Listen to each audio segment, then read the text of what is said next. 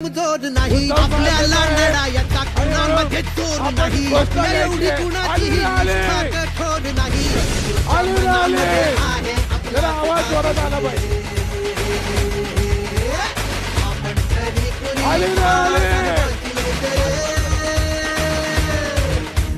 पक्ष आपला ठाकरे चिन्ह आपलं ठाकरे ठाकरे पक्ष आपला ठाकरे चिन्ह आपलं ठाकरे तर आपण स्वागत करायचं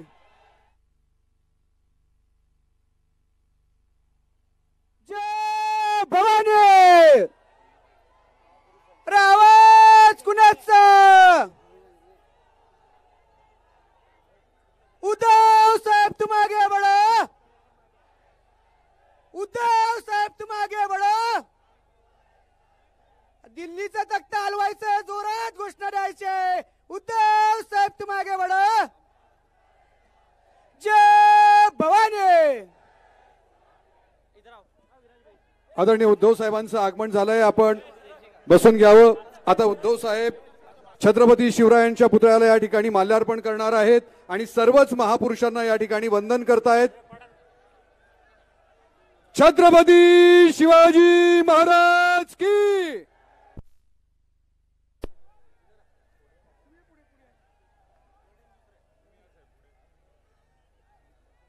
आज या ऐतिहासिक सभेसाठी आदरणीय उद्धव साहेबांचं आगमन झालंय सर्वच महापुरुषांचं या ठिकाणी पूजन या ठिकाणी आदरणीय उद्धव साहेब आणि सर्व प्रमुख पदाधिकारी या ठिकाणी करतायत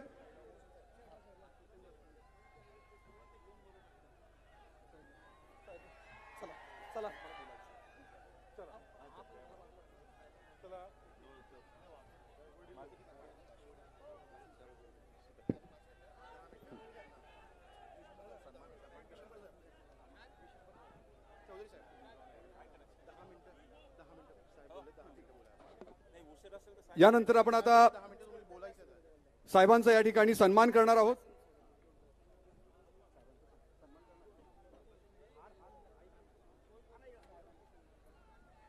आज आपल्यासाठी आदरणीय उद्धव साहेबांचं या ठिकाणी आगमन झालंय साहेब सभेलाही संबोधित करणार आहेत पण तत्पूर्वी जळगाव जिल्ह्यातील महाविकास आघाडीच्या वतीने आपण साहेबांचं या ठिकाणी स्वागत करणार आहोत सन्मान करणार आहोत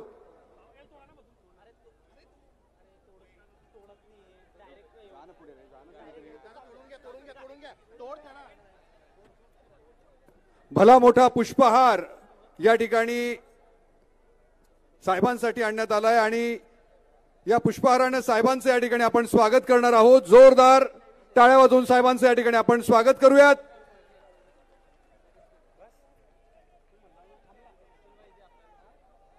शिवसेनेचे कुटुंब प्रमुख आदरणीय उद्धव साहेब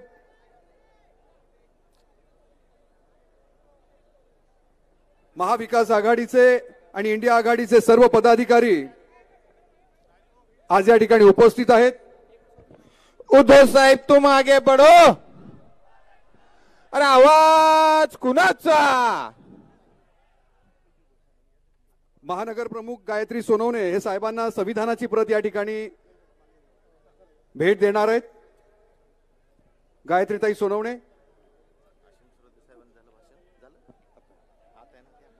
यानंतर मी असीम सरोदे साहेबांना विनंती करतो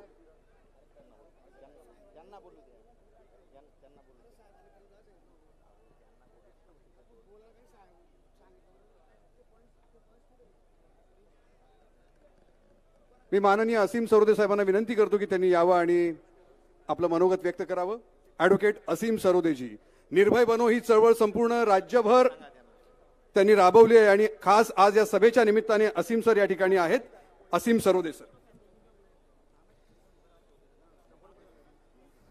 आज मी दुसऱ्यांदा उद्धव साहेबांसमोर उपस्थित राहून आपल्या सगळ्यांशी संवाद साधतोय मागच्या वेळेस जेव्हा महाजनता न्यायालय घेतलं होतं तेव्हा उद्धव साहेबांसोबत मी उपस्थित होतो आणि जो सत्ता संघर्षाचा निकाल लागला त्याचा अर्थ समजून सांगण्याचा प्रयत्न केला होता।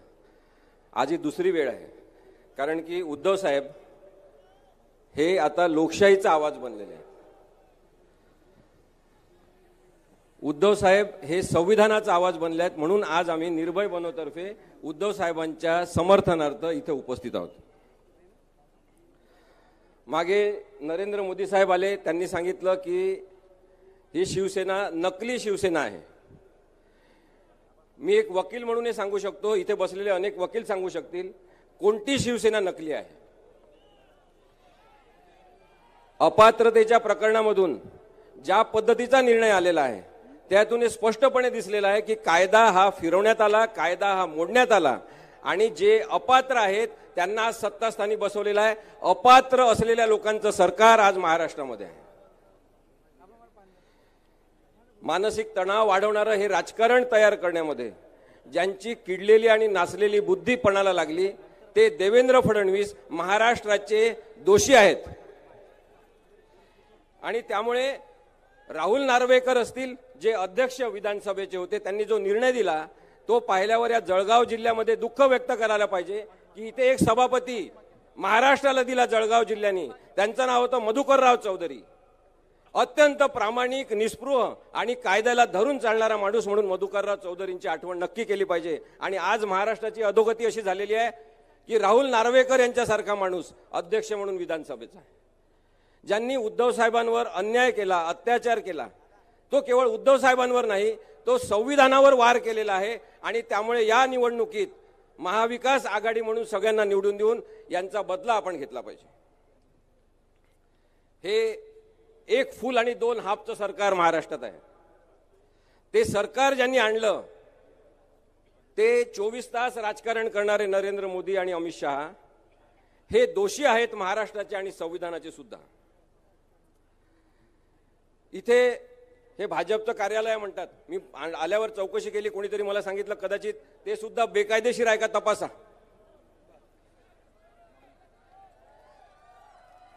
इथे गिरीश महाजन नावाचे नेते आहेत. आता उन्मेष भाऊंनी आणि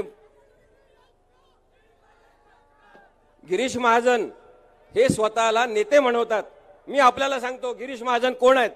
मी आपल्याला सांगतो गिरीश महाजन कोण आहेत. हे लीडर नाहीत. गिरीश महाजन लीडर नाहीत, हे मॅनेजर आहेत. आणि भाजप हा पक्ष मॅनेजर लोकांचा आहे.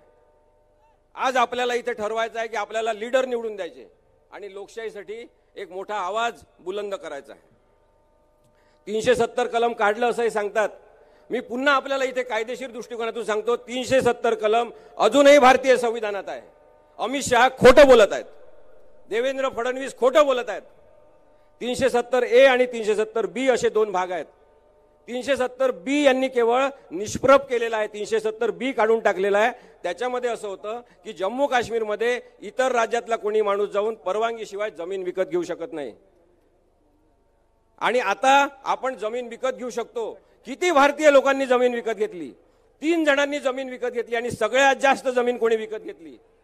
सगळ्यात जास्त जमीन गौतम अदानी यांनी जम्मू काश्मीरमध्ये विकत घेतली. मग जम्मू काश्मीरमध्ये जे 370B काढलं ते देशप्रेमापोटी काढलं नाही, हे मी तुम्हाला सांगतो. अदानीला जमीन विकत घ्यायची होती म्हणून काढलं, कारण का त्या जमिनीमध्ये लिथियमचा साठा सापडलेला आहे. जगातला 7वा सगळ्यात मोठा लिथियमचा साठा या अदानीला देऊन नरेंद्र मोदी आणि अमित शहा यांनी आपल्या समोर असं दाखवलं की 370 कलम मी काढतो म्हणजे मी देशभक्तीपर जणू काही करतोय. हे खोटं आहे, तुम्ही लक्षात घ्या. मोदींच्या प्रतिमेवर निवडणूक लढवण्याचं यांच्या अंगलट आलेलं आहे. नरेंद्र मोदी आता आमच्या सभेला पाठवू नका असं भाजपचेच कार्यकर्ते आणि नेते त्यांना सांगत आहेत. एक जाणकार नेता यांनी उभा केलाय दुसऱ्या पक्षातून घेऊन. त्यांनी सांगितलं की आम्हाला नरेंद्र मोदी नको प्रचारासाठी, कारण की हे खोटं बोलतात, हे काहीही बोलतात, जिभेला येईल तसं बोलतात आणि त्याच्यामुळे आमचे मतं कमी होतात. ही नरेंद्र मोदींची आजची अवकात झालेली आहे. आपण लक्षात घ्या की न झोपता सतत देशासाठी काम करतो असंही सांगतात. हे झोपतच नाही असं म्हणतात, कारण की यांनी असं ऐकलं की पंडित नेहरू कमीत कमी झोपून देशासाठी काम करायचे. हे झोपतच नाही असं याचं म्हणणं आहे. 2-3 तास झोप घेतात. आज या सगळ्यांना इथे उपस्थित असलेल्या सगळ्यांना मी सांगू इच्छितो, याच्यानंतर एक तर नक्की ठरवा की आपल्याला नैसर्गिकपणे रात्री झोपणारा नेता पाहिजे. जे झोपत नाही त्यांचं मानसिक संतुलन बिघडलेलं असतं. ज्यांची पूर्ण झोप होत नाही ते विचार करू शकत नाही. ज्यांची झोप होत नाही ते रागीट होतात, ते द्वेषपूर्ण वागतात आणि नरेंद्र मोदी यांची अनेक वर्ष झोप न झालेली असल्यामुळे आता यांना आराम देण्याची गरज आहे. हे झोपले पाहिजे आणि आपण यांना झोपवलं पाहिजे. संसदेच्या पायऱ्यांवर हे डोकं ठेवून प्रवेश केला होता यांनी, हे लक्षात घ्या. भारत देश भावनाशील आहे. आपण भावनाशील झालो की काय माणूस आहे, संसदेच्या पायऱ्यावर डोकं ठेवून प्रवेश केला. परंतु नंतर लक्षात आलं की ही यांची प्रवृत्ती आणि संस्कृती आहे. जेव्हा नथुराम गोडसेंनी महात्मा गांधींना मारलं होतं तेव्हा सुद्धा त्यांच्या डोक्यावर पाय ठेवून नंतर गोळ्या घातल्या होत्या. नरेंद्र मोदी हे संसदेला आज उद्ध्वस्त करत आहेत आणि संविधानावर गोळ्या झाडत आहेत. त्यामुळे यांना आता झोपवायलाच पाहिजे. शेवटचे 2-3 मुद्दे मी मांडतो आणि थांबतो. भारतीय संविधानामध्ये अनेकदा बदल झालेले आहेत, त्याला सुधारणा असं म्हणतात. हे म्हणतात की पंडित नेहरूंनी बदल केले नाही का, राजीव गांधींनी बदल केले नाही का, सगळ्या पंतप्रधानांनी बदल केले, त्याला कायदेविषयक सुधारणा असं म्हणतात. कारण की भारतीय संविधानातल्या 368 नुसार असे बदल लोकांच्या उपयोगासाठी करायचे असतात. यांना मूलभूत हक्क काढून घ्यायचे आहे, यांना राज्यपालांचे हक्क वाढवून द्यायचे आहे, यांना सरकार सगळं नष्ट करून आपल्यासाठी सगळे अधिकार तयार करायचे आहे. हे संविधान बदलणं चालणार नाही, हे नरेंद्र मोदींना सांगायला पाहिजे. बाबासाहेब आंबेडकरांचा हा अपमान ठरेल जर नरेंद्र मोदींना पुन्हा निवडून दिलं तर. आणि त्यामुळे स्वच्छ भारत अभियान हे राबवतात असं सांगतात. स्वच्छ भारत अभियान राबवण्यासाठी गाडगे महाराजांशी मनाची स्वच्छता पाहिजे. यांचं मन स्वच्छ नाही, यांचं डोकं स्वच्छ नाही. नरेंद्र मोदी हे स्वच्छतावादी नाहीत, ते तुच्छतावादी आहेत, हे लक्षात घ्या. आणि त्यामुळे अशा माणसाला पुन्हा निवडून द्यायचं नाही, याच्याबद्दल आपण नक्की केलं पाहिजे. त्यांनी एक तुमच्या इथला उमेदवार दिला मुंबईतून, आमच्या क्षेत्रातला वकील असलेला. मुंबईतले लोक ते पार्सल परत पाठवणार आहे, तुम्ही लक्षात घ्या. असे लोक तुम्ही जिथं ते खोटारडे आहेत, खोट्याच्या आधारावर जे वकिली करतात आणि विशेष म्हणून सगळीकडे मिरवतात, त्यांना महाराष्ट्र सुद्धा पाडणार आहे. आम्ही ओळखलेलं आहे त्यांना. आणि त्यामुळे नरेंद्र मोदी हे भांग केलेले, अत्यंत चांगले कपडे घातलेले, आकृती सुंदर असलेले पण कृती विकृत असलेले नेते आहेत. आणि त्यामुळे यांना पाडण्यासाठी आपण सगळ्यांनी सज्ज झालं पाहिजे. मी जास्त वेळ बोलत नाही, उद्धव साहेबांचं भाषण ऐकण्यासाठी आपण इथे एकत्रित आलेला आहात. पण महाविकास आघाडीला इथे मत दिलं पाहिजे. कारण की हे उद्धव बाळासाहेब ठाकरे एका चट्टानप्रमाणे उभे आहेत या सगळ्या अन्यायाविरुद्ध, या सगळ्या जुलमाविरुद्ध. आणि मानसिक त्रास सहन करून हा माणूस उभा आहे नरेंद्र मोदींशी फाईट करण्यासाठी. आणि त्यामुळे सगळ्यांनी यांच्यासोबत उभं राहिलं पाहिजे. आणि एक दुसरा माणूस भारतात आहे, राहुल गांधी, त्याच्यासोबत आपण उभं राहिलं पाहिजे. धन्यवाद. धन्यवाद असीम सर. यानंतर मी आमंत्रित करतो विश्वंभर चौधरी यांना, निर्भय बनोचे प्रमुख विश्वंभर चौधरी.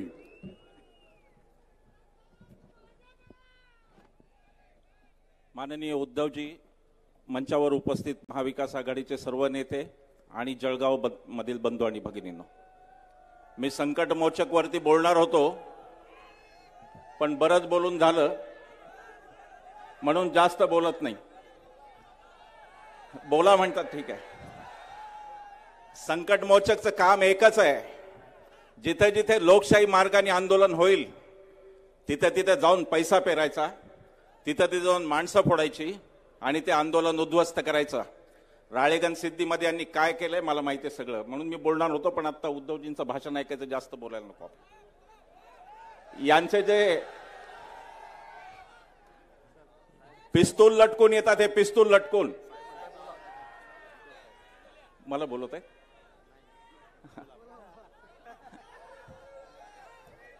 पिस्तूल लटकून येतात हे लक्षात ठेवा. पिस्तूल तो माणूस लटकवतो, पोलीस बिचारे ते त्यांच्या ड्युटीसाठी लटकवतात, पण पिस्तूल तो माणूस लटकवतो जो मनातून घाबरलेला असतो. असा हा संकट मोचक हे घाबरलेला. फडणवीसांचे संकट मोचक हे घाबरलेले संकट मोचक. यांची संस्कृती ती आहे, यांना मिंदे मिळाले नंतर जाऊन हे एकनाथ शिंदे शिवाजी महाराजांचं नाव घेतात, पण शिवाजी महाराजांचा कोणता मावळा सुरत मार्गे गुवाहाटीला पळून गेला, लपून छपून मुंबईत आला, कोणता मावळा होता सांगा. एकनाथ शिंदेना काही एक अधिकार नाही शिवाजी महाराजांचं नाव घ्यायचं, ते नाव घेतात. यांचे तिसरे ते दिल्लीत बसलेत. पंतप्रधान निवडलो की आपण फॅन्सी ड्रेस स्पर्धा निवडली माहित नाही, दरवेळेला वेगवेगळी वेशभूषा करतात. कधी मोराचं पीस, कधी काय, कधी टागोर झाले दाढी वाढून. अरे दाढी वाढून टागोर होता आलं असतं, त्या जळगावमध्ये 200-250 टागोर राहिले असते शिल्लक, त्याच्यापेक्षा जास्त झाले असते.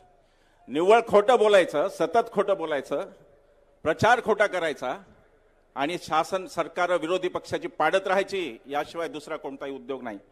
करोना काळात मी सांगतो, आता समोर म्हणून नाही, महाराष्ट्रातल्या 60 जाहीर सभांमध्ये मी बोललो. हे उद्धवजींना मी सांगतो की आम्ही 60 जाहीर सभांमध्ये हे सांगितलं की करोना काळात महाराष्ट्राला जर कोणी मायेनं सांभाळलं असलं तर ते उद्धवजी होते आणि राजेश टोपे होते. आजचे हे शिंदे जर तेव्हा मुख्यमंत्री असते आणि आताचे ते हाफकिन स्पेशालिस्ट तानाजी सावंत ते जर का आरोग्यमंत्री असते तरी सभाच झाली नसती, कारण ऐकणारे जिवंत राहिले नसते आणि बोलणारे जिवंत झाले नसते, अशी परिस्थिती. पण हे केलं महाराष्ट्रात सरकार. कधी एकदा पाडू असं यांना झालं करोना काळात, जेव्हा महाराष्ट्र संकटात होता आणि यांच्या गुजरातला सुद्धा महाराष्ट्रच ऑक्सिजन पुरवत होता आणि रेमडेसिवीर मिळत होता, त्या काळातली ही परिस्थिती आहे. आमच्या मित्र, मी फार अगदी पुढच्या 2 मिनिटात भाषण संपवणार आहे. आपल्याला सगळ्यांना उद्धवजींचं ऐकायचं, आम्हालाही ऐकायचं आहे. आज पहिल्यांदा आम्ही स्टेजवरून ऐकतोय त्यांचं भाषण. एक गोष्ट तुम्हाला सांगतो, महाराष्ट्रामध्ये आमच्या 60 पेक्षा जास्त सभा झाल्या आणि आम्हाला आता खात्री झालेली आहे की महाराष्ट्रामध्ये महाविकास आघाडी कमीत कमी 35 जागांवरती निवडून येणार आहे. कमीत कमी 35 झाले तर त्यापेक्षा जास्तच. कोण पाडणार यांना लक्षात घ्या, कोण पाडणार यांना कदाचित शहरी समाज नाही पाडणार पुण्या मुंबईचा, पण यांना शेतकरी महाराष्ट्राचा पाडणार आहे. महाराष्ट्राच्या शेतकऱ्याला लक्षात आलंय की काय कशा पद्धतीचे हे व्यापारी आहेत. आपल्याला सगळ्यांना माहिती असेल कदाचित आकडा, मार्च आणि एप्रिल या 2 महिन्यांमध्ये, फक्त 2 महिन्यांमध्ये महाराष्ट्रात 457 शेतकऱ्यांनी आत्महत्या केलेल्या आहेत. आणि याचं कारण यांच्यामध्ये आहे. मला परवा आम्ही लातूरला गेलो होतो सभेला, तो अमोल शिंदे नावाचा मुलगा आला ज्यांनी संसदेत उडी मारली. उडी का मारली त्यांनी? उडी मारणं चूक आहे, कोणी मारू नये संसदेत उडी, पण त्यांनी उडी यासाठी मारली की 2 कोटी रोजगार दरवर्षी आश्वासन मोदींनी दिलं होतं, ते मोदींनी पूर्ण केलं नाही. आणि म्हणून जर कोण खोटं असेल तर ते मोदी तिथे खोटं पडले, तो मुलगा पडलेला नाही. शेतकऱ्याची जी बिकट अवस्था त्याच्यावर मी सांगत होतो की सोयाबीनचा भाव आज 4200-4300 रुपये, मी पण तुमच्या शेजारचा परभणीचा आहे, 4200-4300 रुपयाचा भाव तोच आहे ज्यावेळेला मोदींनी शपथ घेतली तेव्हा होता. या दरम्यान खताच्या किमती, औषधाच्या किमती सगळं दुप्पट वाढलं, पण शेतकरी तिथल्या तिथे आहे. कांदा निर्यातीला परवानगी, गुजरातचा पांढरा कांदा, महाराष्ट्राचा लाल कांदा यांना चालत नाही. शेतकरी यांना यासाठी, शेवटचं सांगतो, शेतकरी का पाडणार आहे यांना? भागवत कराड औरंगाबादचे आपले अर्थ राज्यमंत्री यांनी सांगितलं संसदेमध्ये की 14 लाख कोटीची कर्जमाफी त्यांनी कॉर्पोरेट क्षेत्राला म्हणजे अंबानी अदानी सारख्यांना दिली आणि शेतकऱ्यांना मात्र 1 रुपयाचे सुद्धा कर्जमाफी या सरकारने दिली नाही. हे संसदेत त्यांनी सांगितलं. शेतकरी यांच्यावर प्रचंड संतापलेला आहे आणि शेतकरी यांना पहिल्यांदा धडा शिकवणार आहे. आणि दुसरा वर्ग जो मोठा तो महिलांचा राहणार आहे. आता जेव्हा तुम्ही मत द्यायला जाल 24 साली, तेव्हा तुमच्या पुढे शिवसेना विरुद्ध म्हणजे ओरिजिनल शिवसेना विरुद्ध भाजप वगैरे असं काही नाहीये. तुमच्या पुढे मणिपूरच्या त्या 2 नग्न भगिनी आहेत ज्या पळत होत्या रस्त्यावर आणि हजारोचा जमाव त्यांच्या मागे धावत होता बलात्कार करण्यासाठी. आणि वर हे सांगतात मोदी की छत्रपतींचा आशीर्वाद, त्यांची लाईन होती. अरे छत्रपती अशा लोकांना आशीर्वाद देणार आहेत ज्यांना आया बहिणींची इज्जत सांभाळता येत नाही, अशा लोकांना छत्रपती आशीर्वाद देणार आहेत. मित्र, बोलण्यासारखं खूप काही आहे. मी खूप ठरवून आलो होतो पण वेळ आपल्याकडे कमी आणि उद्धवजींना परत जायचं आहे, त्यामुळे मी आवर्त घेतो. पण तुम्हाला एकच आवाहन करतो की दिल्लीत राहुल गांधी, इकडे उद्धवजी आणि शरदरावजी पवार हे तीन नेते ह्या हुकुमशाहीच्या विरोधात उभे आहेत. आणि आपली लढाई आत्ताची 2024 निवडणूक ही काही कोणत्या नेत्यावर नाही, कोणत्या पक्षावर नाही. ही निवडणूक मोदी शहा विरुद्ध आम्ही भारतीय लोक अशी ही निवडणूक आहे, हे लक्षात घ्या. आणि म्हणून यांना विजयी करणं हे आपल्या सगळ्यांचं नैतिक कर्तव्य आहे. आपल्या सगळ्या उमेदवारांना विजयी करा, रावेर असो किंवा आपलं जळगाव असो, यांना विजयी करा एवढं आवाहन करतो आणि थांबतो. धन्यवाद. जय हिंद, जय महाराष्ट्र. धन्यवाद. आपण सर्व उद्धव साहेबांचं भाषण ऐकायला उत्सुक आहोत, पण तत्पूर्वी आपल्या जळगाव लोकसभा मतदारसंघाचे उमेदवार करणदादा पवार पाटील यांना मी आमंत्रित करतो.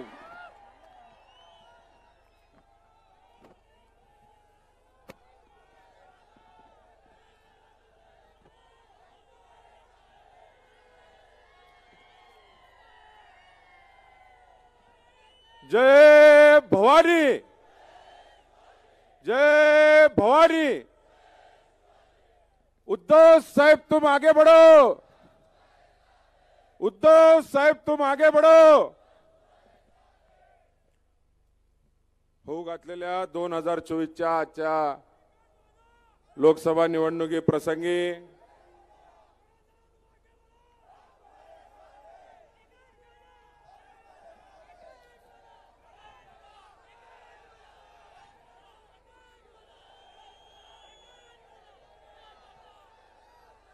आजच्या या जळगावच्या ऐतिहासिक सभे प्रसंगी व्यासपीठावर उपस्थित आपल्या सर्वांचे श्रद्धास्थान, या महाराष्ट्राची मान झुकू न देणारा, या महाराष्ट्राची मान दिल्ली समोर कुठल्याही परिस्थितीत वाकू न देणारे आपले नेते आदरणीय उद्धव साहेब, व्यासपीठावर उपस्थित आपल्या सगळ्यांचे प्रतिनिधी, आपल्या महाविकास आघाडीचे सर्व नेते, संपूर्ण मतदारसंघ भरातून आलेले, अतिशय उन्हाच्या चटक्यामध्ये सुद्धा माझ्यासाठी तळमळीने प्रचार करत आहात असे माझे तमाम माता भगिनी, सर्व माझे वयोवृद्ध, सर्व माझे माता पिता आणि माझ्या तरुण बांधवांना साष्टांग आपल्याला नमस्कार.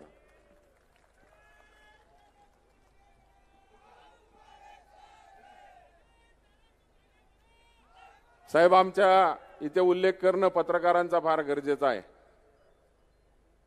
पत्रकारांनी देखील त्यांच्यावर आरोप होत होते की मीडियाच्या नावामागे एक नाव लावलं जातं, परंतु या ठिकाणी आमचे पत्रकार बांधव जे उपस्थित आहेत ते सुद्धा या संघर्षात मोठी साथ आम्हाला ह्या ठिकाणी देत आहेत. ते सत्य मांडत आहेत.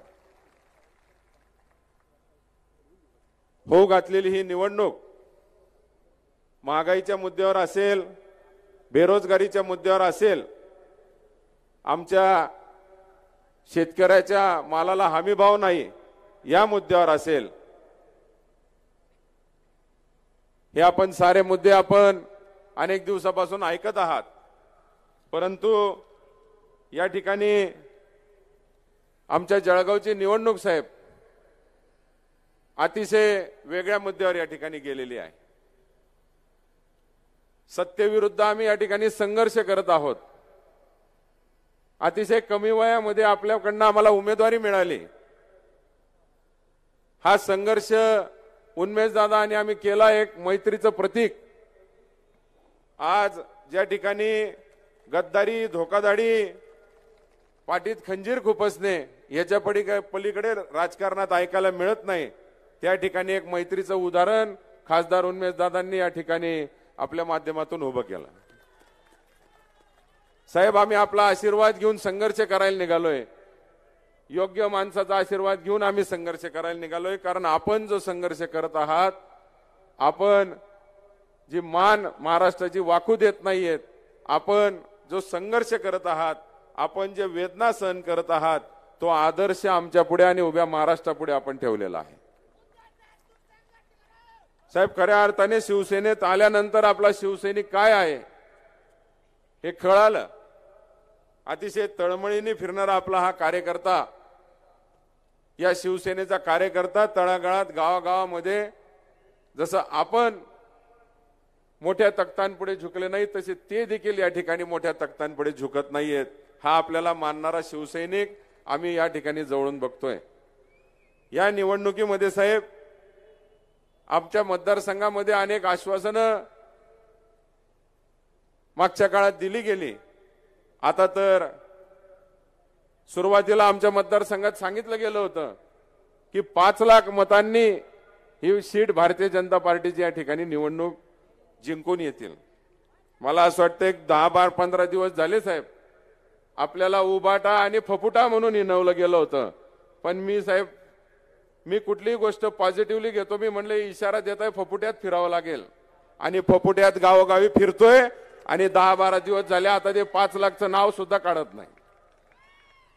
मी फपुटाच धरला आणि गावोगावी फिरतोय. डोक्यावर घेऊन लोक मिरवणूक काढताय. अख्ख्या गावामध्ये खाली बसू देत नाहीयेत. माझे तरुण बांधव मला खांद्यावर घेऊन जशी विजयी मिरवणूक अशी काढताय. मी त्यांना सांगितलं, पण विजयाच्या गप्पा आम्ही करणार नाही. समोरच्यांकडे सत्ता आहे, मोठी लोक आहेत, बाकीच्या सगळ्या गोष्टी त्यांच्याकडे जास्त आहेत. ते विजयाच्या गप्पा मारू शकतात, त्यांना गर्व झालेला आहे. परंतु आपला विजय हा जनतेच्या हातात त्या ठिकाणी आहे. जनतेला ठरवू द्या म्हणून आम्ही विजयाच्या गप्पा या ठिकाणी मारत नाही साहेब. खूप या ठिकाणी समोरून सत्ताधारी असल्यामुळे अनेक मार्गाने त्रास देण्याचा प्रयत्न होतोय. वैयक्तिक टीका माझ्यावर केली जाते. आम्ही एक सन्मान या ठिकाणी साहेब आपला आदर्श घेऊन आपली संस्कृती जपत माझ्या समोर एक महिला उमेदवार असल्यामुळे आम्ही आजपर्यंत त्यांच्यावर कुठेही टीका केलेली नाही. आम्ही एका स्त्रीचा सुद्धा विरोधक असताना पण त्या ठिकाणी सन्मान करतोय. पण असो, अतिशय खालच्या पातळीवर माझ्यावर वैयक्तिक टीका केल्या जात आहे. पण आता जनतांनी 10 वर्ष बघितलेलं आहे, आमच्या जळगावकरांनी 10 वर्ष बघितलंय की सोशल मीडियाचा वापर फक्त गैरवापरासाठी आणि लोकांचे टाळकी भडकवण्यासाठी या ठिकाणी केले जातात. याच्या पलीकडे समोरच्यांकडे काही काम राहिलेलं नाही. साहेब, या ठिकाणी आम्ही आवाहन करतोय की पहिल्यांदा एक तरुण उमेदवार या मतदारसंघातून उभा आहे. आपली मशाल पहिल्यांदा कुठली निवडणूक लढवते. सगळ्याच गोष्टी पहिल्यांदा येत असताना साहेब आम्ही लोकांना विनंती केली आहे की एकदा बदल. अनेक वर्षे आपण या मतदारसंघात भारतीय जनता पार्टीला देऊन बघितले. आमच्या गावरानी भाषेत आम्ही या ठिकाणी म्हणतो साहेब, एकदा थोडस चव बदलून बघावी. तशी ती चव बदलून एकदा उद्धव बाळासाहेब ठाकरे यांच्या शिवसेनेला आपण एकदा संधी या ठिकाणी द्यायची. अनेक वर्ष 30 वर्ष झाले एक हाती सत्ता आपण भारतीय जनता पार्टीला या ठिकाणी देतोय. परंतु एकदा आता बदल करून शिवसेना पण काय या ठिकाणी करू शकते, दोघांमध्ये काय फरक आहे हा बदल बघण्यासाठी आपण एकदा आता शिवसेना उद्धव बाळासाहेब ठाकरे गट मशाल या निशाणीवर मला या ठिकाणी निवडून द्यायचंय. साहेब, सगळंच एकदा येत असताना सगळ्यांच्या आशीर्वादाने माझा अनुक्रमांक नंबर सुद्धा 1 या ठिकाणी आलेला आहे. अनुक्रमांक 1 नंबर आल्यापासून तर जसं मतदारसंघात एक वेगळं वातावरण संचारलंय. आमच्या ग्रामीण भागात थोडेसे लोकांना अशिक्षितपणा असल्यामुळे मतदान शोधायला त्या ठिकाणी अवघड जातं. आता अनुक्रमांक 1 नंबर असल्यामुळे लोकांना अतिशय सोपं जाणार आहे. आपली मशाल या ठिकाणी शोधायला सोपं जाणार आहे. मी अधिक वेळ न घेता आपल्या सगळ्यांना उद्धव साहेबांना ऐकायचंय. मी या ठिकाणी आपल्या सगळ्यांचे खूप खूप धन्यवाद मानतो. आपण एवढ्या मोठ्या संख्येने या ठिकाणी आलात. आपण आपल्या सगळ्यांचे या ठिकाणी आशीर्वाद घेतो. शेवटचे 3-4 दिवस या ठिकाणी महत्वाचे आहे. मोठ्या प्रमाणावर समोरून प्रलोभन येतील. त्यांच्या इलेक्शनच्या शेवटच्या रात्री ते काय करता आपल्याला माहिती आहे. परंतु गावोगावी हा डाव आपल्याला आता हाणून पाडायचा आहे. आणि शेवटच्या दिवसपर्यंत आपण जो चालू असलेला प्रयत्न आहे, जो संघर्ष केलाय, जे वातावरण उभं केलंय, शेवटच्या दिवसापर्यंत असंच ठेवायचंय. मी आपल्या सगळ्यांचे आशीर्वाद घेतो. आपल्या सगळ्यांना कळकळीची विनंती करतो. अनुक्रमांक नंबर 1 मशाल या निशाणी समोर बटन दाबून मला प्रचंड मताधिक्याने विजय करून द्यावं. एवढं बोलून माझे 2 शब्द संपवतो. जय हिंद, जय महाराष्ट्र. धन्यवाद करण दादा.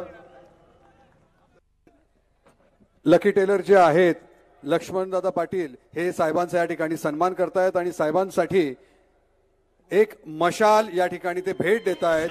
ही चांदीची मशाल आहे. जोरदार टाळ्या वाजवून दुष्ट शक्ती जाळल्या, मार्ग स्पष्ट दावण्यात भेटू दे शिवसेनेची मशाल. शिवसेनेची मशाल. हिंदू हा तुझा धर्म जाणून घे, हेच मर्म जीवन करत्यास तू बहाल. दुष्ट शक्ती जाळल्या, मार्ग स्पष्ट दावण्यात शिवसेनेची पेटली मशाल.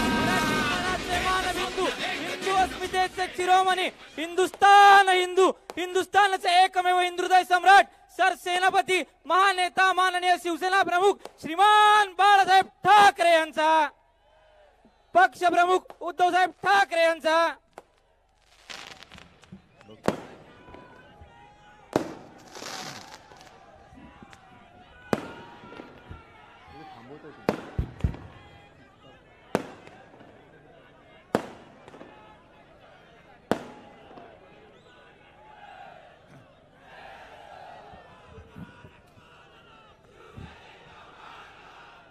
व्यासपीठावर बसलेले माननीय विश्वंभरजी, असीमजी, आपल्या महाविकास आघाडीचे सर्व मान्यवर नेते आणि जमलेल्या माझ्या तमाम देशभक्त बांधवांनो, भगिनींनो आणि मातांनो, बऱ्याच वर्षांनंतर जळगावमध्ये आलेलो आहे. तसा जळगाव जिल्हा हा शिवसेनेचा बालेकिल्ला आहेच.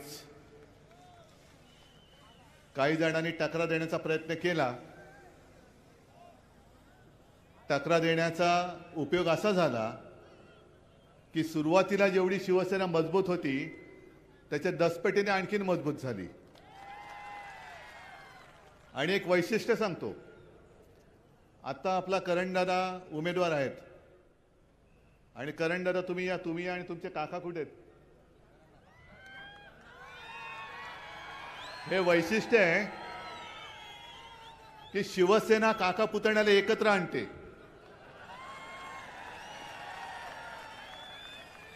आणि भाकड जनता पक्ष आहे तो घर फोडतो, काका पुतण्याने पण फोडतो. तरी अशी माणसं जोडणारी शिवसेना आहे. म्हणून तर हे सगळं ऐश्वर्य माझं. आणि असीमजी हे माझे निवडणूक रोखे आहेत. हे सगळे माझे निवडणूक रोखे आहेत जे माझ्या शिवसेनेच्या अकाउंटमध्ये शिवसेना प्रमुखांनी त्यावेळेला दिलेले आहेत. ही माझी वडिलोपार्जित संपत्ती आहे ना. आणि याच्यावरती जीएसटी नाही. आणि मोदींना म्हणा या संपत्तीवरती तुमची ईडी, इन्कम टॅक्स, सीबीआय टाकून बघा, परत जातात का बघा. ही संपत्तीची मोजमाप करायला याच तुम्ही. येताना सरळ याल, जाताना काय सांगण्याची गरज नाही. जळगाव म्हटल्यानंतर खानदेश आहे. आणि खानदेश म्हटल्यानंतर मला माझं लहानपण आठवलं. ते म्हणजे आपले सोपानदेव चौधरी, बहिणाबाईंचे पुत्र. आता बहिणाबाई म्हणजे आपल्या महाराष्ट्राला लाभलेल्या एक अद्भुत अशा कवयित्री होत्या. आणि एवढ्या सोप्या भाषेमध्ये त्यांनी जीवन समजावून सांगितलं.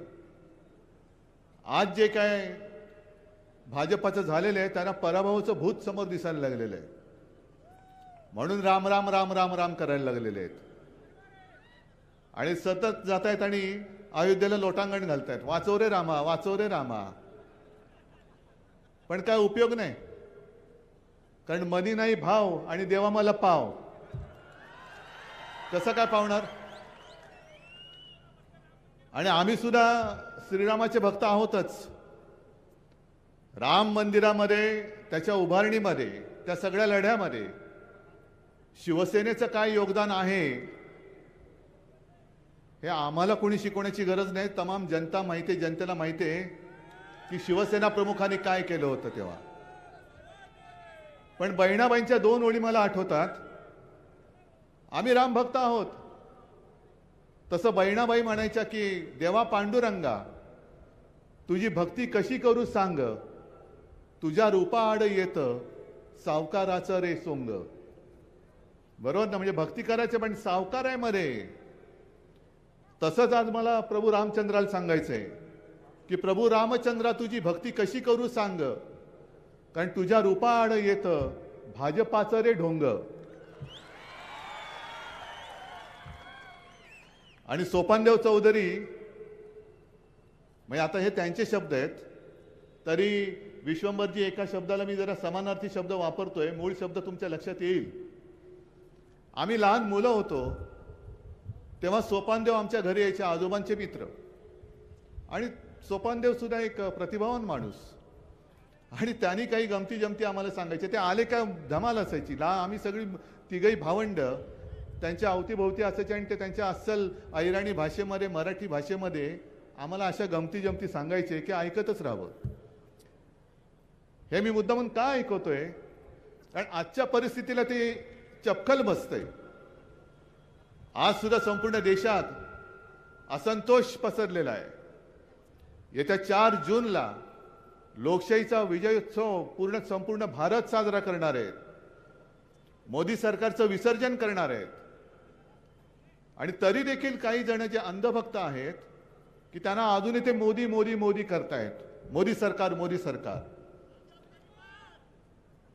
तर त्यांना मला सोपानदेवांची ती कविता ऐकवायची. कविता म्हणजे त्यांनी अशीच, त्याला वात्रटिका म्हणा काही म्हणा. आणि एक शब्द समानार्थी वापरलाय येड्याच्या पार्श्वभागावर, आता आम्ही समानार्थी शब्द वापरलाय, म्हणजे काय शब्द असेल तुमच्या लक्षात आलं असेल. येड्याच्या पार्श्वभागावरती उगवलं बाभूळ. म्हणतो कसा, सावलीला बरं आहे, पण अरे येड्या त्याची मुळं कुठे गेले ते कळते का तुला? तसं हे बाबलीचं झाड यांच्या पार्श्वभागावरती उगवलंय, सावलीला बरं आहे म्हणतायत, पण मुळं किती खोलवर गेलेत हेच त्यांना कळत नाहीये. अजूनही जप चाललेला आहे. आणि 10 वर्ष झाली आम्ही सुद्धा बरोबर होतो. मला उन्मेष दादा आणि करण तुमचं खरंच मला कौतुक करायचंय, जाहीर सभेत कौतुक करायचंय, कारण तुम्हाला नुसतं तिकीट दिलं नाही म्हणून तुम्ही निघालात अशातला भाग नाही.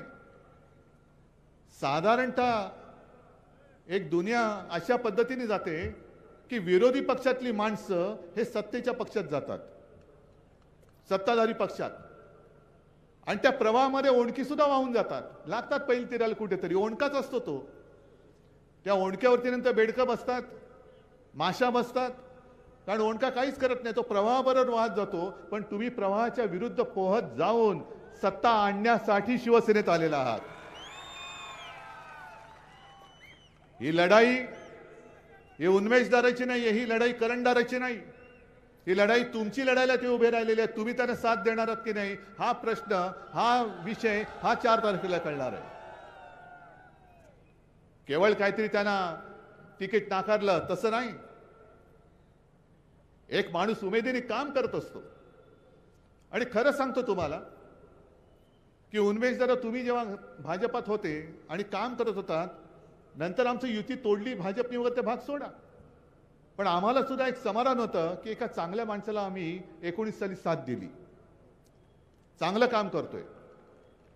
आणि गाडं कुठेतरी रुळावर येते, अशा वेळेला तुम्ही त्याला बाजूला करता.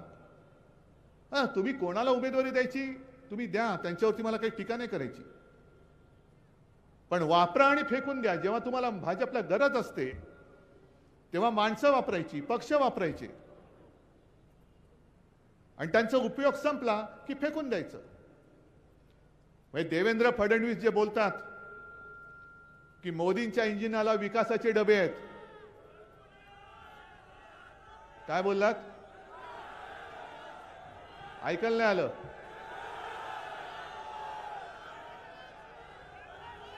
बरं, कळलं ना तुम्हाला? ठीक आहे. देवेंद्र फडणवीस जे बोलतायत की मोदींच्या इंजिनाला विकासाचे डबे आहेत. अहो देवेंद्रजी, डबे विकासाचे तुम्हाला वाटत असतील, पण त्याला भ्रष्टाचाराची चाकं लागलेत, त्याचं काय? चाकं भ्रष्टाचाराची आहेत. म्हणजे मी अनेकदा बोलतोय की 14 साली आणि 19 साली आम्हाला सुद्धा अभिमान होता, अरे काय पंतप्रधान आहे हो, काय माणूस आहे, 56 इंचाची छाती, कपडे कुठून शिवत असतील देव जाणे, आणि काय रुबाब, एक अकेला सब पे भारी, आणि सोबत सगळे भ्रष्टाचारी, सोबत सगळे भ्रष्टाचारी. म्हणजे आता भाजपचा पक्ष राहिलेलाच नाहीये, भाजपा पूर्वीसारखा राहिलेलाच नाहीये. उगाच हे उन्मेष दादा वगैरे सगळे भाजपा सोडून का शिवसेनेत आले? कारण एक तर भारतीय जनता पक्षाने महाराष्ट्रामध्ये जे गद्दारीचं राजकारण सुरू केलं ते म्हणजे हिंदुत्व नाहीये, अजिबात नाहीये. मोदीजी, तुम्ही आमच्या शिवछत्रपतींच्या पवित्र भगव्याला गद्दारीचा कलंक लावलात. आजपर्यंत महाराष्ट्राने तुम्हाला 40 पेक्षा जास्त जागा देऊन दिल्लीच्या तख्तावरती बसवलं होतं. तुम्ही गद्दारी उद्धव ठाकरेशी नाही केलीत, तुम्ही गद्दारी फक्त शिवसेनेशी नाही केलीत, तुम्हाला भरघोस आशीर्वाद देणाऱ्या महाराष्ट्राची तुम्ही गद्दारी केलेली आहात. 50 खोके एकदम ओके, हे लहान पोर सुद्धा का ओरडते? आज शेतकरी, इकडे सुद्धा शेतकरी आलेत ना रे, आलेत. मग आता तुमची हालत काय आहे? आज मोदी संपूर्ण राज्यभर फिरताना, आज सुद्धा कुठेतरी नगरला होते. का पाळी आली तुम्हाला? जेव्हा शिवसेना तुमच्या सोबत होती तेव्हा एवढ्या सभा मोदीजी तुम्हाला महाराष्ट्रात कधी घेण्याची गरज नव्हती लागली. पण आज तुम्ही शिवसेना फोडलीत, राष्ट्रवादी फोडलीत. अरे फोडली म्हणजे काय फोडलं तुम्ही? मोठी केलेली माणसं तुम्ही फोडलीत, पण ज्यांनी मोठी केली ती सगळी छोटी माणसं माझ्यासोबत मोठ्या ताकदीने उभी आहेत. आणि चाणक्य तुम्ही जे म्हणता, ज्या चाणक्याला तुम्ही मानता, त्या चाणक्यानेच लिहून ठेवलेलं आहे की शत्रू कितीही बलवान असेल तरी जेव्हा अनेक छोटी माणसं एकत्र येतात तेव्हा त्या बलवान शत्रूचा पराभव हा निश्चित असतो. आणि तो पराभव महाराष्ट्र तुम्हाला आज करून दाखवेल. तुमचा महाराष्ट्र एकटा पुरेसा आहे. 48 मध्ये जागा किती येणार? 48च्या 48 येणार. का नाही येणार? आपण त्यांच्या सोबत होतो तेव्हा 40 पेक्षा अधिक जागा या एकट्या महाराष्ट्राने जर त्यांना दिल्या असतील तर 48 जागा महाराष्ट्राने त्यांच्या कमी केल्यानंतर यांचं घोडं नाही खेचर हे दिल्लीत पोहोचतं कसं तेच मी यावेळेला बघतो. तुम्हाला जो वाटतो या अश्वमेधाचा घोडा, तो अश्वमेधाचा घोडा नाहीये, ते गाढव आहे, खेचर आहे. आणि आज तुमच्याकडे सत्ता आहे म्हणून तुम्ही त्याच्यावरती स्वार झाला असाल, पण 4 तारखेला जेव्हा ही जनता तुमची जागा दाखवेल तेव्हा हीच खेचरं तुम्हाला लाथा मारायला सुरुवात केल्याशिवाय राहणार नाही. आज सगळी त्यांची पापं लपवायला तुमच्या सोबत आलेले आहेत. येऊ द्यात, पण उद्याचा दिवस हा आमचा आहे. 4 जून हा निष्ठावंतांचा आहे. 4 जून हा लोकशाहीच्या विजयाचा आहे. आणि तुमचा जो काही भेदभाव चाललेला आहे, तुम्ही देशाचे पंतप्रधान आहात, आमचा गुजरात बद्दल काही वैर आहे अशातला भाग नाही. गुजरात सुद्धा आमचाच आहे. आणि आज सर्वांच्या समोर सांगतो की उद्या इंडिया आघाडीचं सरकार आल्यानंतर गुजरातचं जे हक्काचं असेल ते आम्ही गुजरातला दिल्याशिवाय राहणार नाही, हे माझं जाहीर वचन आहे. पण गुजरातला देत असताना तुम्ही माझ्या महाराष्ट्राच्या हक्काचा तोंडातला घास काढून जो गुजरातला भरवताय तो हात आम्ही जागेवर ठेवणार नाही, अजिबात नाही. महाराष्ट्र आपला हक्क तिकडे सोडणार नाही. ठीक आहे, तुम्ही आलात, या प्रेमाने आलिंगन द्याल, आम्ही प्रेमाने आलिंगन देऊ. पण जर पाठीत वार कराल तर वाघ नखं कशी दिसतात, काढता येतात, हे एकदा छत्रपती शिवाजी महाराजांनी आम्हाला शिकवलेलं आहे. आणि तुम्ही महाराष्ट्राच्या पाठीत वार केलेला आहात. ही महाराष्ट्राची वाघ नखं आता बाहेर आलेली आहेत. तुमची ती मुनगट्टी वाऱ्याने उगाच जी काही सरकारी खर्चात न केली होती ना वारी, वाघ नखं आणतो वाघ नखं. अरे स्वतःची नखं कापदी काय? मुनगट्टी वार म्हणजे महाराष्ट्राचं एवढं दुर्दैव हे आजपर्यंत मी तरी कधी पाहिलं नाहीये. आपले म्हणे ते काहीतरी सांस्कृतिक मंत्री आहेत, हो ना? काय संस्कृती यांची? जो महाराष्ट्र जिजामातेला मानतो, ज्या छत्रपती शिवाजी महाराजांनी परस्त्री ही माते समान हे आम्हाला शिकवलेलं आहे, तिकडे तुमचा हा करंटा नालायक मुनगट्टीवार सारखा मंत्री मोदीजींच्या सभेत, मोदीजींच्या व्यासपीठावरून बहीण भावाच्या संबंधावरून एवढा गलिच्छ बोललेला आहे. मी जर तुमच्या जागी असतो त्याला लाथ घालून हाकलून दिला असता, जसं एकाला मी काढून टाकला असतं. Get out. माझ्या राज्यात, माझ्या सरकारमध्ये महिलांचा अपमान मी सहन करणार नाही. आणि मी ते करून दाखवलं होतं. एका मंत्र्यावरती आरोप झाल्यानंतर मी त्याला मंत्रिमंडळातून काढून टाकलं होतं. तुम्ही त्याला घेतलात आणि डोक्यावरती बसवलात, पुन्हा मंत्री केलात. मग हीच जर तुमची चाल असेल तर मग तुम्ही विचार करायचा आहे. हे सरकार पाडायचं म्हणजे पाडायचंच, हे तर ही शपथ घेतलीच पाहिजे. पण एक विचार करून बघा, समजा असं धरून चला की दुर्दैवाने मोदी सरकार परत आलं तर कर्नाटकामधला तो पळून गेलेला प्रज्वल रेवण्णा, ऐकलत ना नाव?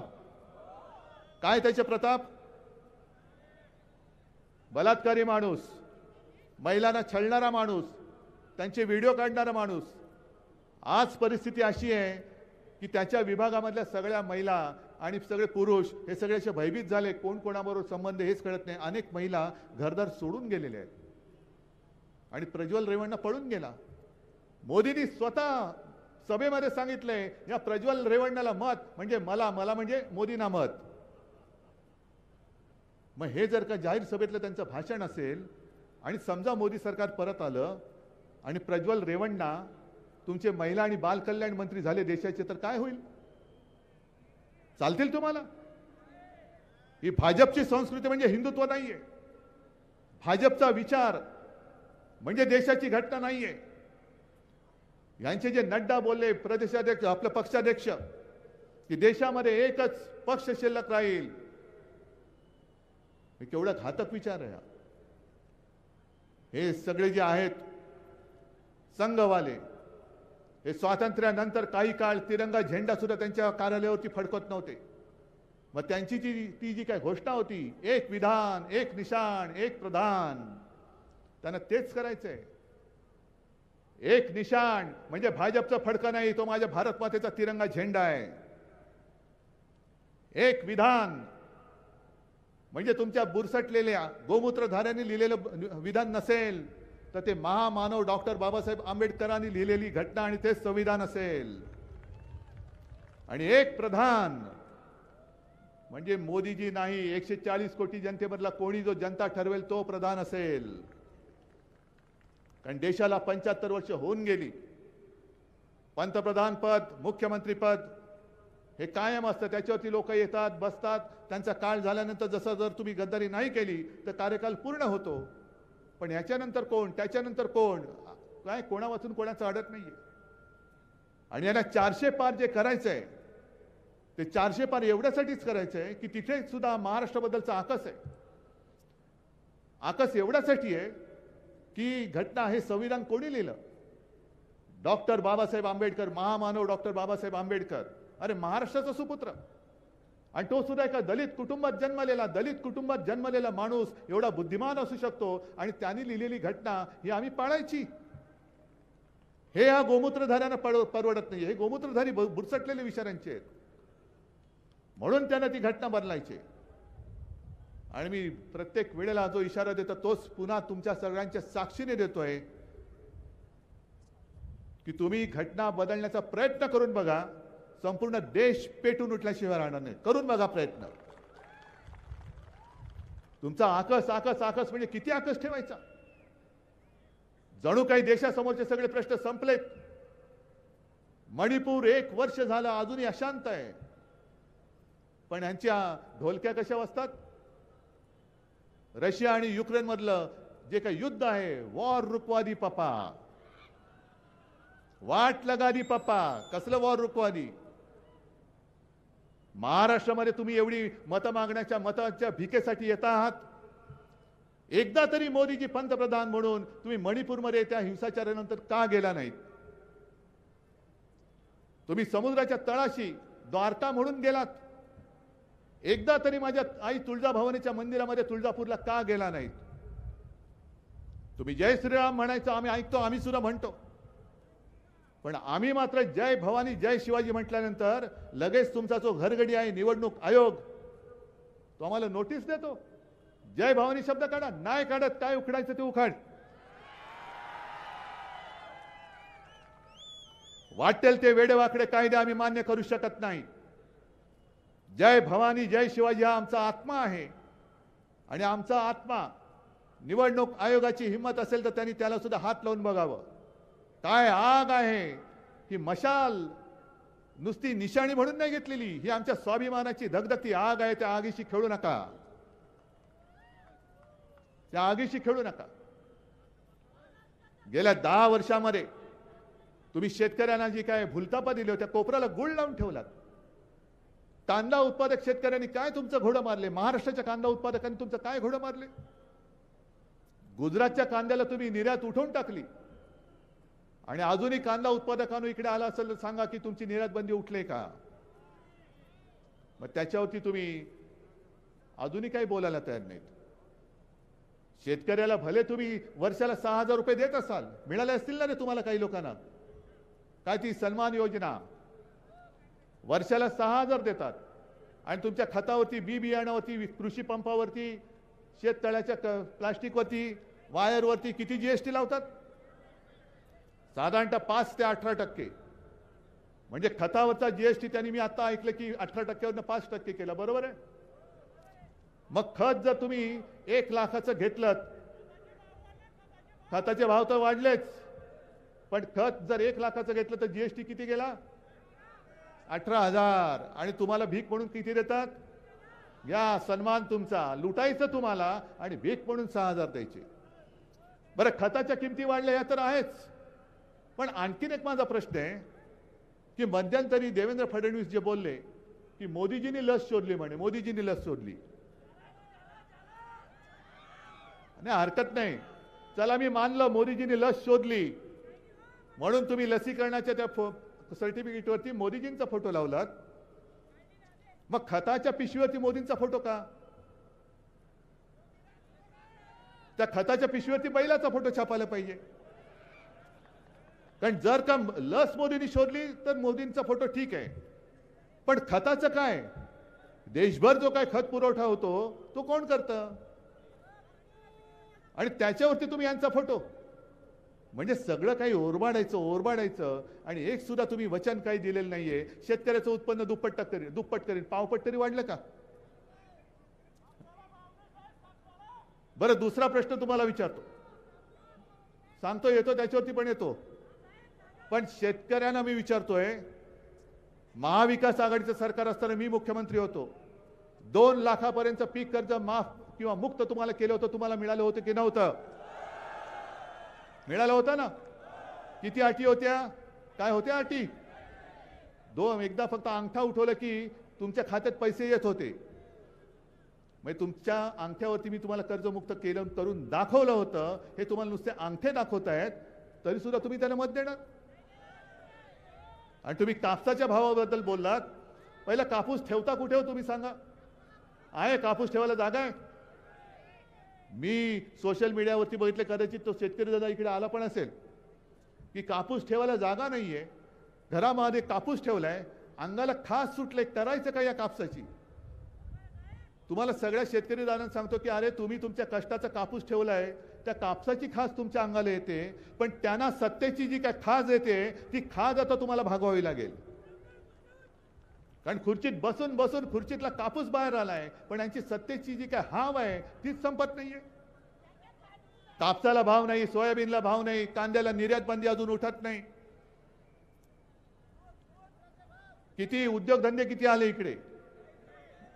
जळगावकरांना मी विचारतोय, दरवर्षी 2 कोटी रोजगार हे मोदी सरकार तुम्हाला देणार होतं. एकाला तरी दिलं असेल तरी सांगा, एकाला तरी दिलं असेल तर सांगा, मी माझं भाषण इकडे थांबवतो. म्हणजे मग यांनी केलं काय? अहो विश्वंभरजी, मला एका प्रश्नाचं उत्तर पाहिजे. हे सगळे भाजपवाले बेंबीच्या देठापासून जे ओरडतात ना, भारत माता की, बरोबर ना? मग ती भारत माता नेमकी यांची आहे तरी कुठे? मणिपूरमध्ये महिलांवरती अत्याचार झाले, ती काय भारत माता नाहीये? काश्मीरमध्ये काल परवा सुद्धा दहशतवाद्यांचा हल्ला झाला, अजूनही काश्मीरी पंडित काश्मीरमध्ये परतू शकत नाही, ती माझी भारत माता नाही? इथे माझे शेतकरी हवालदिल झालेत, आत्महत्या होत आहेत, ते काय माझे भारत माता नाहीये? बेकार तरुण तांडेच्या तांडे फिरतायत, ती भारत माता नाहीये?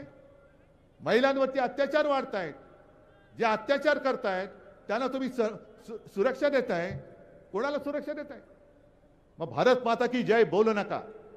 भारत माता की जय बोलण्याचा अधिकार भारतीय जनता पक्ष आणि मोदीजी तुम्हाला सुद्धा नाही. कारण संपूर्ण भारत माता आज आक्रोश करते आणि तो आक्रोश तुमच्या कानावरती पडत नसेल तर तुमच्या घोषणाला काही अर्थ नाहीये. तुम्ही भारत माता की जय बोलू नका, अजिबात बोलू नका. आज तुमच्याकडे काही प्रश्न शिल्लक राहिलेले नाहीत, उत्तरं नाहीयेत, प्रश्न आहेत. 4 दिवसापूर्वी अमित शहा कोकणमध्ये येऊन गेले आणि मला आव्हान देऊन गेले, हिम्मत असेल तर राम मंदिर बद्दल बोला, हिम्मत असेल तर काश्मीरच्या 370 कलम बद्दल बोला. मी अमित शहाना सांगतो, मी सगळ्यावरती बोलायला तयार आहे. बाजूबाजूला बसून बोलू आपण, चला तुम्ही सावरकर पाहिजे तर मी सावरकरांवरती बोलायला तयार आहे.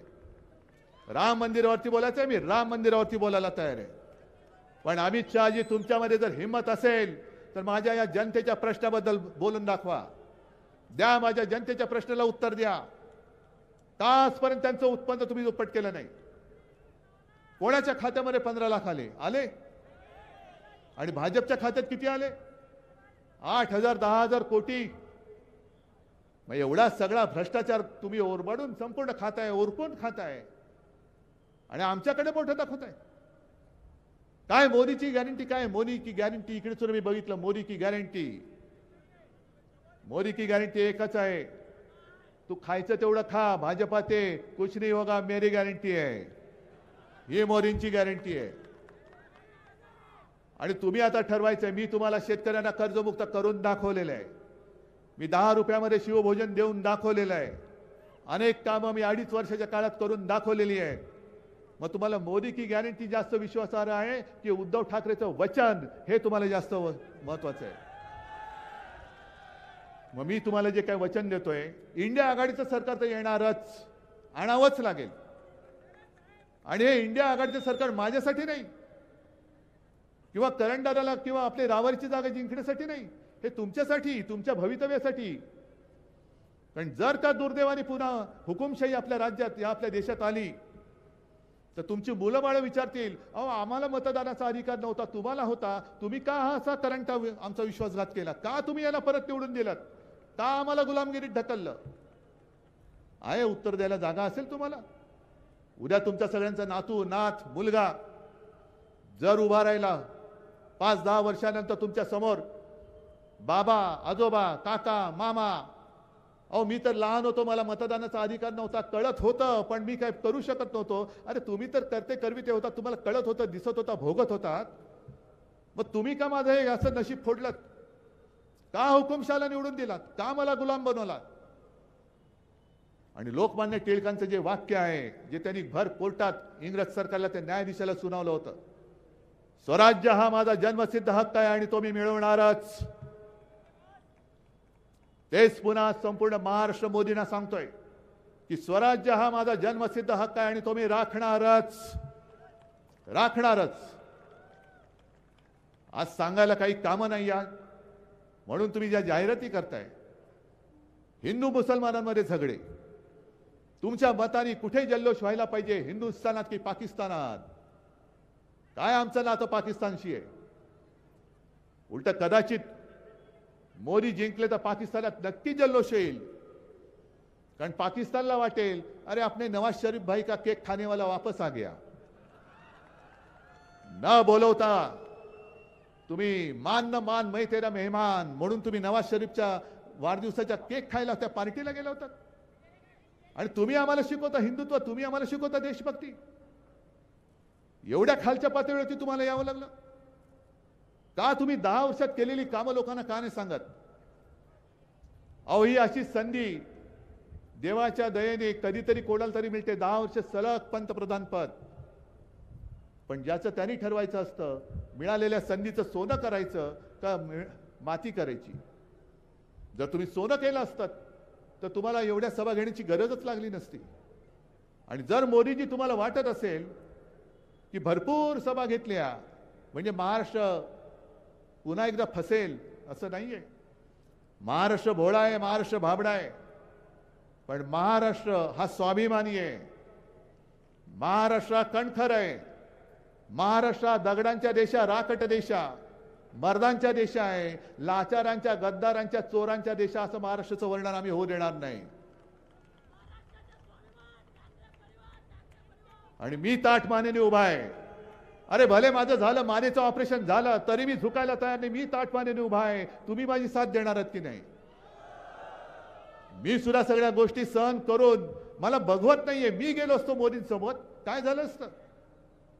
पण पुन्हा तेच, उद्या कोणी मला विचारलं असतं की अरे गाढवा तुला कळत नव्हतं काय चाललंय? तुझा महाराष्ट्र तुझ्या डोळ्यात देखत लुटला जात होता. छत्रपती शिवाजी महाराजांनी सुरत लुटली होती स्वराज्यासाठी, आणि हे 2 सुरतीची माणसं छत्रपतींचा महाराष्ट्र लुटतायत, आणि तरी आम्ही नेबळटासारखं तलवार मॅन करून खाली मान घालून बसायचं. मग छत्रपतींचा आदर्श तो काय घ्यायचा? छत्रपतींचा जय जयकार का करायचा? जो या महाराष्ट्राचा सिंह त्या आग्र्याला जाऊन औरंगजेबासमोर झुकला नव्हता, तो महाराष्ट्र छत्रपती शिवाजी महाराज सुद्धा बघत असतील, अरे तो माझा महाराष्ट्र आज सुद्धा ताठ मानेने उभा राहतोय.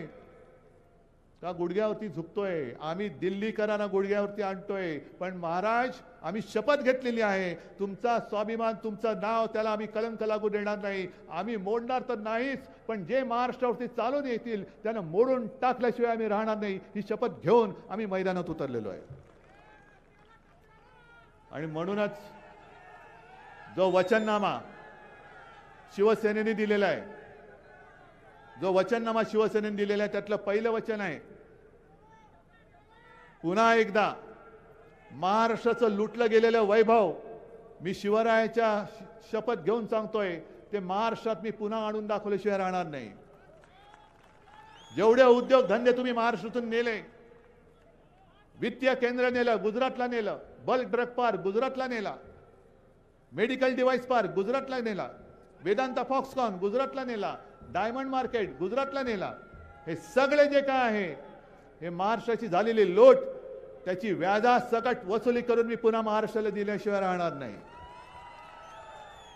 आणि शेतकऱ्यांना तुमचा जो काय हमी भाव आहे त्यावेळेला मी तुम्हाला देऊन दाखवला होता, तो तुमचा हमी भाव इंडिया आघाडीचं सरकार आल्यानंतर मी तुम्हाला देऊन दाखवल्याशिवाय राहणार नाही. आणखीन एक माझा एक प्रयत्न आहे की तुमच्या खतावरती बी बियाणं, कीटकनाशक याच्यावरती जो जीएसटी आहे तो जीएसटी मी माफ करून दाखवल्याशिवाय राहणार नाही. अगदी छोटे व्यापारी सुद्धा जे आहेत ज्यांना जीएसटीचा छळ होतोय, कर दहशतवाद, जरा कुठेतरी एखादा हप्ता चुकला की उचलतात आणि तुरुंगात टाकतात. मग काय सुरू होतं, चंदा दो आणि धंदा लो. त्यांना सुद्धा, छोट्या व्यापाऱ्यांना सुद्धा सांगतोय, तुम्ही सुद्धा भले आला असाल गुजरातमधून, पण वर्षानुवर्षे इकडे राहतायत. मोदी तसे वागले म्हणून उद्धव ठाकरे तसा नाही वागणार. तुम्हाला सुद्धा त्या जीएसटी मध्ये ती जी काही पद्धती आहे त्याच्यामध्ये सुद्धा आमूलाग्र बदल करून सगळ्यांचे जीवन आनंदी कसं होईल याच्याकडे आमचं लक्ष असेल.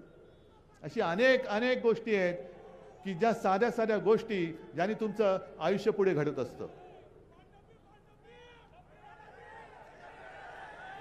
सोडून द्या, विसरून जा, विसरून जा.